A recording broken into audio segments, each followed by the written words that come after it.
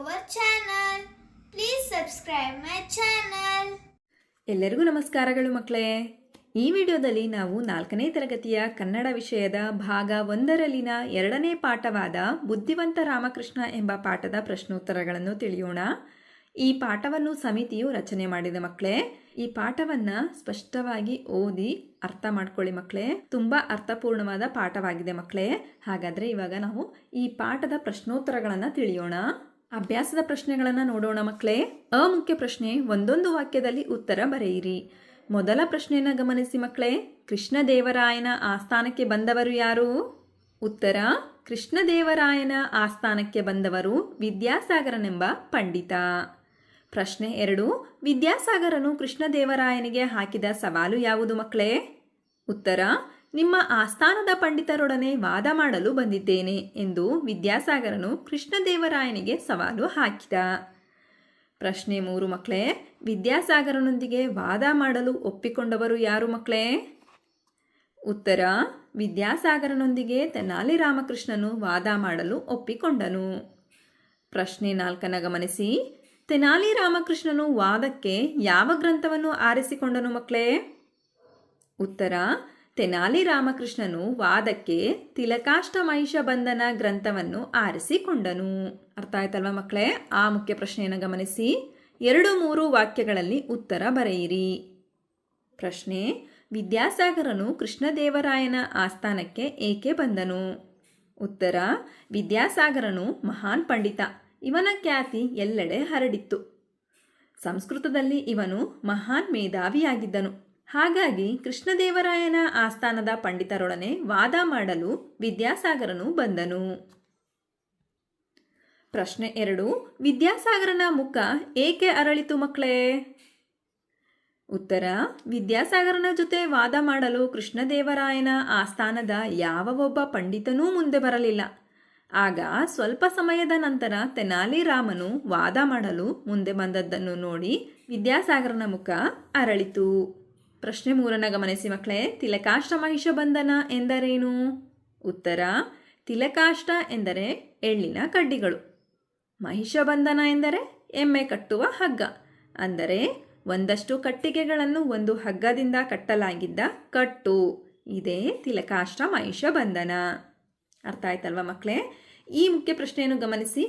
ಕೊಟ್ಟಿರುವ ಮಾತನ್ನು ಯಾರು ಯಾರಿಗೆ ಹೇಳಿದರು? ಈ ಪಾಠವನ್ನು ನೀವು 1-2 ಬಾರಿ ಓದಿ ಮಕ್ಕಳೇ. ಆಗ ಯಾರು ಯಾವ ಮಾತನ್ನು ಹೇಳಿದರು ಅಂತ ನಿಮಗೆ ಸರಿಯಾಗಿ ತಿಳಿಯುತ್ತೆ ಮಕ್ಕಳೇ. ಮೊದಲ ಮಾತನ್ನು ಗಮನಿಸಿ.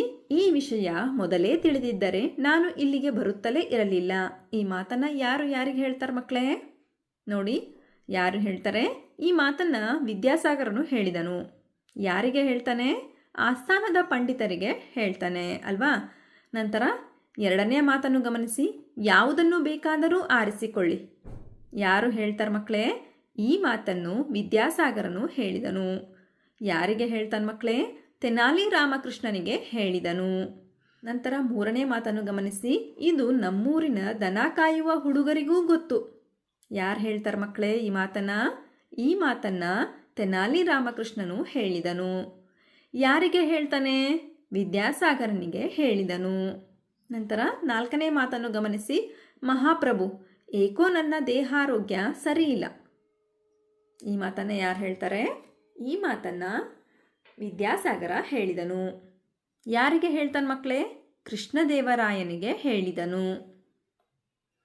ನಂತರ ಭಾಷಾ ಚಟುವಟಿಕೆಯನ್ನು ಗಮನಿಸಿ ಮಕ್ಕಳೇ. ಮಾದರಿಯನ್ನು ಸಹ ಕೊಟ್ಟಿದ್ದಾರೆ. ಕೂಡಿಸಿ ರಚಿಸಿ ಬರೆಯಿರಿ ಅಂತ ಕೊಟ್ಟಿದ್ದಾರೆ ಮಕ್ಕಳೇ. ಮಾದರಿಯನ್ನು ಕೊಟ್ಟಿದ್ದಾರೆ ನೋಡಿ. ಎಮ್ಮೆ ಪ್ಲಸ್ಗಳು ಎಮ್ಮೆಗಳು ಈ ರೀತಿ ಕೂಡಿಸಿ ಬರಿಬೇಕು ಮಕ್ಕಳೇ. ಕಟ್ಟಿಗೆ ಪ್ಲಸ್ಗಳು ಕಟ್ಟಿಗೆಗಳು, ಮುಖ ಪ್ಲಸ್ಗಳು ಮುಖಗಳು, ಗ್ರಂಥ ಪ್ಲಸ್ಗಳು ಗ್ರಂಥಗಳು, ಕಣ್ಣು ಪ್ಲಸ್ಗಳು ಕಣ್ಣುಗಳು. ನಂತರ ಆ ಮುಖ್ಯ ಪ್ರಶ್ನೆಯನ್ನು ಗಮನಿಸಿ. ಈ ಕೆಳಗಿನ ವಾಕ್ಯಗಳನ್ನು ಸರಿಪಡಿಸಿ ಬರೆಯಿರಿ ಅಂತ ಕೊಟ್ಟಿದ್ದಾರೆ ಮಕ್ಕಳೇ. ಈ ವಾಕ್ಯವನ್ನು ಓದಿದಾಗ ಗೊತ್ತಾಗುತ್ತೆ ನಾವು ಈ ವಾಕ್ಯದಲ್ಲಿ ಯಾವ ಪದವನ್ನು ಸರಿಪಡಿಸಬೇಕು ಅಂತ ಮಕ್ಕಳೇ. ನೋಡಿ, ಮೊದಲ ವಾಕ್ಯ, ನಾವು ಶಾಲೆಗೆ ಹೋಗುತ್ತೇನೆ ಅಂತ ಇದೆ ಮಕ್ಕಳೇ. ನಾವು ಅಂತ ಬಂದಿದೆ ಅಲ್ವಾ? ನಾವು ಅಂತ ಬಂದರೆ ಹೋಗುತ್ತೇವೆ ಅಂತ ಆಗಬೇಕಲ್ವಾ? ಹಾಗಾದರೆ ನಾವು ಶಾಲೆಗೆ ಹೋಗುತ್ತೇವೆ. ನಂತರ 2ನೇ ವಾಕ್ಯವನ್ನು ಗಮನಿಸಿ. ಶೀಲಾ ಕತೆ ಬರೆಯುತ್ತಾನೆ ಅಂತ ಇದೆ ಮಕ್ಕಳೇ. ಶೀಲಾ ಅನ್ನೋದು ಸ್ತ್ರೀಲಿಂಗ ಅಲ್ವಾ? ಹುಡುಗಿ ಅಲ್ವಾ? ಹುಡುಗಿ ಇದ್ದರೆ ಬರೆಯುತ್ತಾನೆ ಅಂತ ಬರುತ್ತಾ ಅಥವಾ ಬರೆಯುತ್ತಾಳೆ ಅಂತ ಬರುತ್ತಾ ಮಕ್ಕಳೇ? ಬರೆಯುತ್ತಾಳೆ ಅಂತ ಬರುತ್ತಲ್ವಾ? ಶೀಲಾ ಕತೆ ಬರೆಯುತ್ತಾಳೆ. ನಂತರ ಮೂರನೇ ವಾಕ್ಯವನ್ನು ಗಮನಿಸಿ. ಇಂದು ಮಳೆ ಬರುವ ಸಾಧ್ಯತೆ ಇವೆ ಅಂತ ಇದೆ ಮಕ್ಕಳೇ. ಹಾಗಾದರೆ ಈ ವಾಕ್ಯವನ್ನು ಹೆಂಗೆ ಸರಿಪಡಿಸಿ ಬರಿಬೇಕು ಮಕ್ಕಳೇ? ಇಂದು ಮಳೆ ಬರುವ ಸಾಧ್ಯತೆ ಇದೆ ಅಂತ ಆಗುತ್ತೆ ಮಕ್ಕಳೇ. ನಮ್ಮ ತರಗತಿಯಲ್ಲಿ ಹುಡುಗ ಇದ್ದಾರೆ ಅಂತ ಇದೆ ಮಕ್ಕಳೇ. ಹುಡುಗ ಇದ್ದಾರೆ ಅಂತ ಬಂದರೆ ಏನು ಮಾಡಬೇಕು ಮಕ್ಕಳೇ? ಹುಡುಗರು ಅಂತ ಆಗುತ್ತೆ. ನಮ್ಮ ತರಗತಿಯಲ್ಲಿ ಹುಡುಗರು ಇದ್ದಾರೆ. ನಂತರ 5ನೇ ವಾಕ್ಯವನ್ನು ಗಮನಿಸಿ. ಕಾಡಿನಲ್ಲಿ ಮರಗಳು ಇದೆ ಅಂತ ಇದೆ. ಇದೇ ಪದವನ್ನು ತೆಗೆದ್ಬಿಟ್ಟು ಏನಾಗಬೇಕು? ಇವೆ ಅಂತ ಹಾಕಬೇಕಾಗುತ್ತೆ. ಕಾಡಿನಲ್ಲಿ ಮರಗಳು ಇವೆ. ಅರ್ಥ ಆಯ್ತಲ್ವಾ ಮಕ್ಕಳೇ? ನಂತರ ಬಳಕೆ ಚಟುವಟಿಕೆಯನ್ನು ಗಮನಿಸಿ ಮಕ್ಕಳೇ. ಮುಖ್ಯ ಪ್ರಶ್ನೆ. ಕವನ ಓದಿ ಇದಕ್ಕೊಂದು ಹೆಸರು ಸೂಚಿಸಿ ಅಂತ ಇದೆ ಮಕ್ಕಳೇ. ಈ ಕವನವನ್ನು ನೀವು ಸಹ ಓದಿ ಮಕ್ಕಳೇ. ಕೋತಿಯೊಂದು ಬಂದಿತು, ಮಡಕೆಯನ್ನು ತಂದಿತು, ಅಂಗಡಿಗೆ ಹೋಯಿತು, ಬೇಳೆ ಬೆಲ್ಲ ತಂದಿತು, ಒಲೆಯ ಮೇಲೆ ಇಟ್ಟಿತು, ಪಾಯಸವನ್ನು ಮಾಡಿತು, ಸೌಟು ಇಲ್ಲದಾಯಿತು, ಬಾಲ ಹಾಕಿ ತಿರುವಿತು, ಬಾಲ ಸುಟ್ಟು ಹೋಯಿತು, ತಾನು ಅಳುತ್ತಾ ಕುಳಿತಿತ್ತು. ನೋಡಿ, ಈ ಕವನ ಎಷ್ಟು ಸುಂದರವಾಗಿದೆ ಅಲ್ವಾ ಮಕ್ಕಳೇ? ಈ ಕವನಕ್ಕೆ ಒಂದು ಹೆಸರನ್ನು ಸೂಚಿಸಿ ಅಂತ ಇದೆ ಮಕ್ಕಳೇ. ನಾನಿಲ್ಲಿ ಮಂಕು ಕೋತಿ ಅಂತ ಹೆಸರನ್ನು ಕೊಟ್ಟಿದ್ದೀನಿ. ಯಾಕೆ ಹೇಳಿ ಮಂಕು ಕೋತಿ ಅಂತ ಕೊಟ್ಟಿದ್ದೀನಿ? ಯಾಕೆ ಅಂದರೆ ಸೌಟು ಇಲ್ಲದಾದಾಗ ಅದು ಏನು ಮಾಡುತ್ತೆ? ಬಾಲ ಹಾಕಿಬಿಟ್ಟು ತಿರುಗುತ್ತೆ ಮಕ್ಕಳೇ. ಆಗ ಏನಾಗುತ್ತೆ? ಬಾಲ ಸುಟ್ಟು ಹೋಗುತ್ತಲ್ವಾ? ಹಾಗಾಗಿ ಇದಕ್ಕೆ ನಾನು ಮಂಕು ಕೋತಿ ಅಂತ ಹೆಸರನ್ನು ಕೊಟ್ಟಿದ್ದೀನಿ. ಇದೇ ಹೆಸರನ್ನು ಕೊಡಬೇಕು ಅಂತ ಏನಿಲ್ಲ ಮಕ್ಕಳೇ. ನೀವು ಸಹ ಬೇರೆ ಹೆಸರನ್ನು ಕೊಡಬೇಕು ಅನಿಸಿದ್ರೆ ನಿಮ್ಮ ಇಷ್ಟದಂತೆ ನೀವು ಹೆಸರನ್ನು ಕೊಡಿ ಮಕ್ಕಳೇ. ನಂತರ ಆ ಮುಖ್ಯ ಪ್ರಶ್ನೆಯನ್ನು ಗಮನಿಸಿ ಮಕ್ಕಳೇ. ಸಂಭಾಷಣೆ ಓದಿ ಇದನ್ನು ಕಥೆಯ ರೂಪದಲ್ಲಿ ಬರೆಯಿರಿ ಅಂತ ಕೊಟ್ಟಿದ್ದಾರೆ. ಗಮನಿಸಿ ಮಕ್ಕಳೇ. ಮಂತ್ರಿ. ಸೈನಿಕರೇ, ಸೆರೆಮನೆಯಲ್ಲಿರುವ ಕೈದಿಗಳನ್ನು ನೋಡಲು ಬಂದಿದ್ದೇನೆ. ಸೈನಿಕ. ಅಪ್ಪಣೆ ಪ್ರಭು, ಇತ್ತ ಬನ್ನಿ, ಪ್ರತಿಯೊಬ್ಬರನ್ನೂ ತೋರಿಸುತ್ತೇನೆ. ಮಂತ್ರಿ. ಈ ಯುವಕ ಯಾರು? ಸೈನಿಕ. ನಿನ್ನೆ ತಾನೇ ಬಂದ ಅಪರಾಧಿ ಪ್ರಭುಗಳೇ. ಮಂತ್ರಿ. ಅಯ್ಯ, ನೀನು ಮಾಡಿದ ಅಪರಾಧ ಏನು? ಯುವಕ. ಸ್ವಾಮಿ, ನಾನು ಬೀದಿಯಲ್ಲಿ ಬರುವಾಗ ನೆಲದ ಮೇಲೆ ಬಿದ್ದಿದ್ದ ಹಗ್ಗದ ತುಂಡನ್ನು ಕಂಡೆ. ಯಾರಿಗೂ ಅದು ಬೇಕಿಲ್ಲವೆಂದು ತಿಳಿದು ಕೈಗೆತ್ತಿಕೊಂಡು ಮನೆಗೆ ನಡೆದೆ. ಮಂತ್ರಿ. ಏನಯ್ಯ, ಹಗ್ಗದ ತುಂಡನ್ನು ತೆಗೆದುಕೊಂಡಿದ್ದಕ್ಕೆ ಇಂತಹ ಶಿಕ್ಷೆಯೇ? ಸೈನಿಕ. ಸ್ವಾಮಿ, ಹಗ್ಗದ ತುದಿಯಲ್ಲಿ ಏನಿತ್ತೆಂದು ಅವನನ್ನೇ ಕೇಳಿ. ಯುವಕ. ನನ್ನ ಗ್ರಹಚಾರ ಸ್ವಾಮಿ, ಹಗ್ಗದ ತುದಿಯಲ್ಲಿ ಹಸುವನ್ನು ಕಟ್ಟಿತ್ತು. ನೋಡಿ ಮಕ್ಕಳೇ, ಈ ಕತೆ ಎಷ್ಟು ಸುಂದರವಾಗಿದೆ ಅಲ್ವಾ? ಇಲ್ಲಿ ಏನು ಕೊಟ್ಟಿದ್ದಾರೆ ಅಂದರೆ ಈ ಸಂಭಾಷಣೆನ ನೀವು ಓದ್ಬಿಟ್ಟು ಕತೆ ರೂಪದಲ್ಲಿ ಬರೀರಿ ಅಂತ ಕೊಟ್ಟಿದ್ದಾರೆ.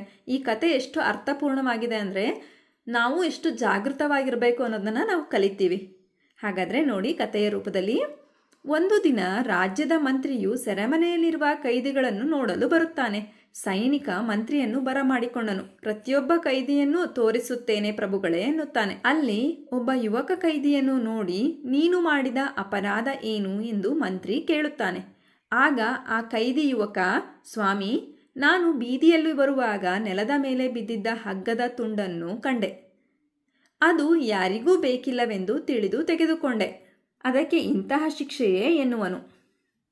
ಆಗ ಸೈನಿಕ, ಹಗ್ಗದ ತುದಿಯಲ್ಲೇನಿತ್ತೆಂದು ಕೇಳಿ ಸ್ವಾಮಿ ಎನ್ನುವನು. ಆಗ ಯುವಕ, ನನ್ನ ಗ್ರಹಚಾರ ಸ್ವಾಮಿ, ಹಗ್ಗದ ತುದಿಯಲ್ಲಿ ಹಸುವನ್ನು ಕಟ್ಟಿತ್ತು ಎಂದು ಹೇಳುವನು.